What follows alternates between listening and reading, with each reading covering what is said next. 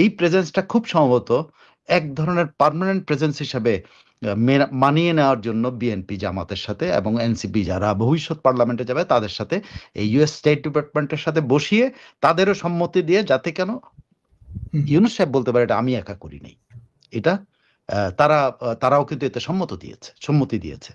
So Fakhrul সাহেবরা কিন্তু এক ধরনের জেনে শুনে গেছেন কিনা সেটা আমি জানি না, তবে ওনারা ওখান থেকে বেরোতে পারবেন না, কারণ ইউএস স্টেট ডিপার্টমেন্টের সাথে বৈঠক করবেন আর তারা আপনার সবকিছু জানবে না, তারা আপনার দুর্বলতা জানবে না, আপনার আপনার ক্ষমতায় আসবেন কি আসবেন না এটাও থ্রেট করতে পারে, কে ভবিষ্যতে ক্ষমতায় আসবে সেটাও তারা কিন্তু এইখানে কিন্তু ইয়ে করবে। সো এইখান থেকে আর বেরোনোর কোনো স্কোপ আমি দেখছি না। আরেকটা ইনফরমেশন হলো যে এই যে ধরেন এই যে সৈন্যরা এসছে বা যে এয়ারম্যানরা এসছে বা 190 সোলজার্স এসছে, যে C-130 এসছে, এরা আমেরিকান সোর্সেস বলছে যে এরা সবাই চলে যাবে না, এরা কিন্তু কোনো না কোনো ভাবে কিছু মানুষ থেকে যাবে এবং অলরেডি তারা আছে, শিলখালিতে আছে এবং তারা মহেশখালী ভিজিট করেছে, মহেশখালীতে গেছে। সো এই প্রেজেন্সটা কিন্তু এখন স্টেট ডিপার্টমেন্টের মাধ্যমে আসলে এই জিনিসটা যেটা বাংলাদেশের মানুষ পছন্দ করছে না, এখন বাংলাদেশের মানুষের একটা বড় অংশ রিপ্রেজেন্ট করে। সো বিএনপিকে যদি এটাকে ম্যানেজ করা যায় তাহলে কিন্তু পলিটিক্যালি অ্যাটলিস্ট একটা পোর্শন অফ পিপলকে, কেন শেখ হাসিনা এই জিনিসগুলোর বিরোধিতা করেছেন সবসময়, তিনি এই ধরনের কোনো কিছু করতে দেন না, কিন্তু ইউনূসের এই 13 মাসের মধ্যে অলরেডি 3টা জয়েন্ট ইয়ে হয়ে গেছে, বুঝছেন, এক্সারসাইজ হয়ে গেছে। হ্যাঁ, এই অলরেডি 3টা জয়েন্ট এক্সারসাইজ হয়ে গেছে। টাইগার লাইটনিং 2025, এখন চলতি আছে প্যাসিফিক অ্যাঞ্জেল 2523, তারপর টাইগার শার্ক যে জয়েন্ট এক্সারসাইজ, এই যে অলরেডি 3টা ডান, আরো আসতেছে, আরো কিন্তু থাকবে, এবং এই প্রেজেন্সটা খুব সম্ভবত এক ধরনের পার্মানেন্ট প্রেজেন্স হিসাবে মানিয়ে নেওয়ার জন্য বিএনপি জামাতের সাথে এবং এনসিপি যারা ভবিষ্যৎ পার্লামেন্টে যাবে তাদের সাথে এই ইউএস স্টেট ডিপার্টমেন্টের সাথে বসিয়ে তাদেরও সম্মতি দিয়ে, যাতে কেন ইউনূস সাহেব বলতে পারে এটা আমি একা করি নাই, এটা তারাও কিন্তু এতে সম্মতি দিয়েছে। সো ফখরুল সাহেবরা কিন্তু এক ধরনের জেনে শুনে গেছেন কিনা সেটা আমি জানি না, তবে ওনারা ওখান থেকে বেরোতে পারবেন না, কারণ ইউএস স্টেট ডিপার্টমেন্টের সাথে বৈঠক করবেন আর তারা আপনার সবকিছু জানবে না, তারা আপনার দুর্বলতা জানবে না, আপনার ক্ষমতায় আসবেন কি আসবেন না এটাও থ্রেট করতে পারে, কে ভবিষ্যতে ক্ষমতায় আসবে সেটাও তারা কিন্তু এইখানে কিন্তু ইয়ে করবে। সো এইখান থেকে আর বেরোনোর কোনো স্কোপ আমি দেখছি না। আরেকটা শক্তি, বড় ধরনের বড় কোন শক্তি, যেমন ধরেন আওয়ামী লীগ যদি আবার ফেরত আসে, তাহলে আওয়ামী লীগ যদি এগুলোর ইয়ে করে, কিন্তু বিএনপি আমেরিকান ইয়ের তলে কি বলে থাবার নিচে বাংলাদেশকে দিয়ে আসতেছে, এবং সেই সাথে জামাত দিচ্ছে, সেই সাথে জামাত আর কোনো কারণ নাই, জামাতের কারণে জামাতের কিন্তু আমেরিকান প্রেজেন্সে কিন্তু মৌলবাদীরা কিন্তু জায়গায় জায়গায় কিন্তু বিকশিত হয়েছে আমেরিকান প্রেজেন্সে। আপনি সব জায়গায় আপনার এই যে আমাদের এরিয়াটাকে আপনি যদি ইরাক ধরেন, ইরাকে মৌলবাদীরা বিকশিত হয়েছে, তা আপনি যদি সিরিয়া ধরেন, সিরিয়াতে মৌলবাদীরা ক্ষমতায় চলে আসছে, তারপরে ধরেন আপনি যদি কি বলে লিবিয়া ধরেন, লিবিয়াতে কিন্তু মৌলবাদীরা ক্ষমতাশালী হয়েছে, আপনি যদি সুদান ধরেন, সুদানে মৌলবাদীরা ইয়েতে হয়েছে, সর্বত্র যেখানে আমেরিকা এরকম প্রেজেন্স দেখেছে সেখানে কিন্তু মৌলবাদীদের কোনো সমস্যা হয়নি, যতক্ষণ পর্যন্ত ওই মৌলবাদীরা তাদের কথাই চলে। না, যখন যেমন তালেবান তাদের সৃষ্টি ছিল, তারপর তালেবানের বিরুদ্ধেই তারা লেগেছে, তারপর ধরেন এই যে আইএস তাদের সৃষ্টি, সিআইএ এর তৈরি, এটা স্বীকার করা আছে যে এরা তাদের সৃষ্টি করে মনস্টার হয়ে গেছে, তারপর মনস্টারকে তারা দমনের নামে ওই দেশ শেষ করে দেয়। এন্ড বাংলাদেশেও দেখেন এই যে জামাত যদি যতদিন আমেরিকান প্রেজেন্স মেনে নেবে ততদিন তাদের, যখন মেনে নেবে না তখন আবার দমন পীড়ন হবে। কিন্তু দমন পীড়নের দুঃখজনক পর্যায়টা হচ্ছে প্রত্যেকটা দেশ ধ্বংস হয়েছে। জামাত যদি শেষ দিকে এসে বলে না আমাদের মান ইজ্জত নিয়ে, এটা আমাদের মহিলাদেরকে নিয়ে এই হচ্ছে ওই হচ্ছে সে হচ্ছে, হাউকা বাঁধায়, তখন কিন্তু আবার জামাতের উপরে যে দমন পীড়নটা হবে সেই দমন পীড়ন হবে বাংলাদেশের উপরে, টোটাল বাংলাদেশের উপরে হবে। তো বাংলাদেশ এক ধরনের, আমি জানি না ভবিষ্যৎ আমেরিকার প্রেজেন্সের যেসব দেশগুলো আছে, যে কোনো একটা দেশের চিত্র আপনি যদি দেখেন, প্রত্যেকটা দেশে যা হয়েছে বাংলাদেশেও তা হওয়ার সম্ভাবনা দেখা দিয়েছে, কারণ তারা চিটাগং এই এলাকা পুরা ঘিরে তাদের নিজস্ব একটা পরিকল্পনা আছে, যে পরিকল্পনাটা তারা প্রকাশ করছে না, বা আমরা জানি না আর কি।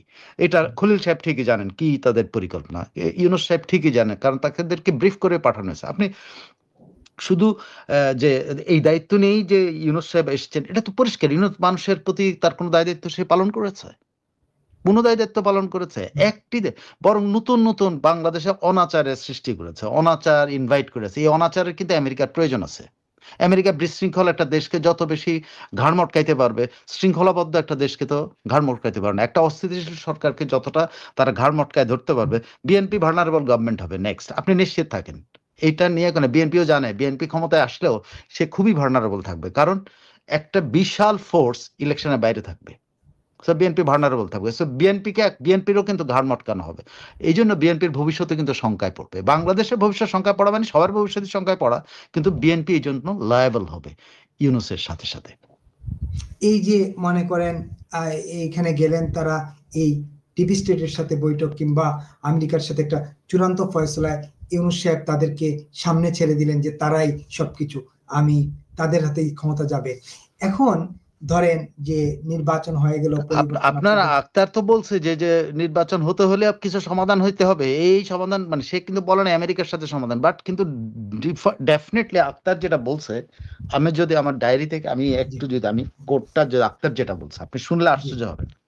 আক্তার কোট আনকোট বলছে, দীর্ঘদিন ধরে আমরা বলে আসছি 5 তারিখ গণ অভ্যুত্থান, সরি, আমি বাংলাদেশের ইলেকশন হবে কিনা, হ্যাঁ,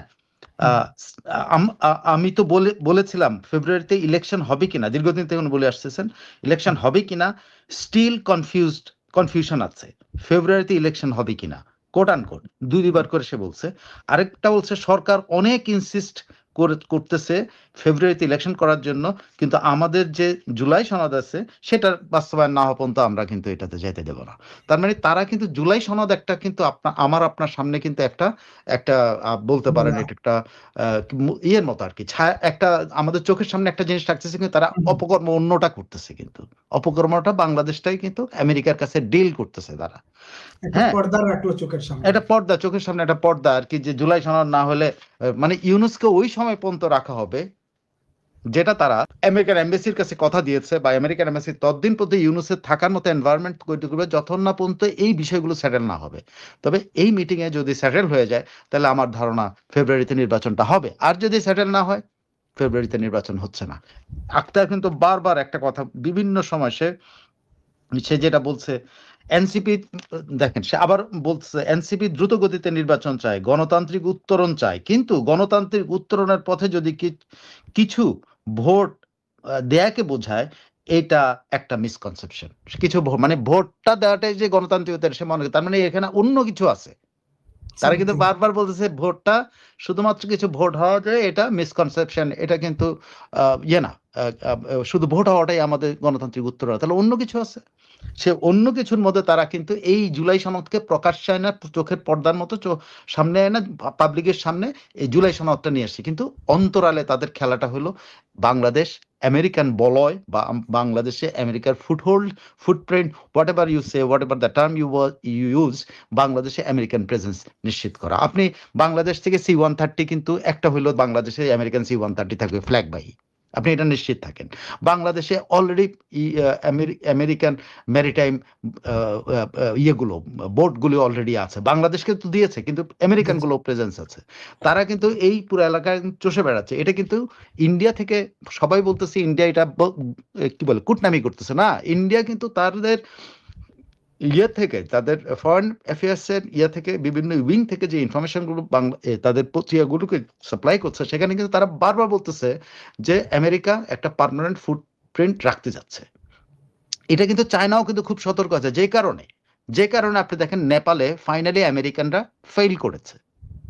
আপনি অনেকে আজকে ইয়ে বলছে, ইয়ে থ্রেট করেছে, এই কি বলে ওর নাম কি, পাটোয়ারি থ্রেট করেছে। পাটোয়ারি কি বলছে জানেন? বলছে নেপালে বারবার জেনজিরা সরকার পতন ঘটায় দিচ্ছে, সো আমরা কিন্তু ভবিষ্যতে কিন্তু এটার জন্য তৈরি আছি, যে এই মানে ওই যে বিএনপি গভর্নমেন্ট আসবে তখন যদি বেশি উল্টাপাল্টা করো আমরা কিন্তু আবার সরকার পতন ঘটাবো।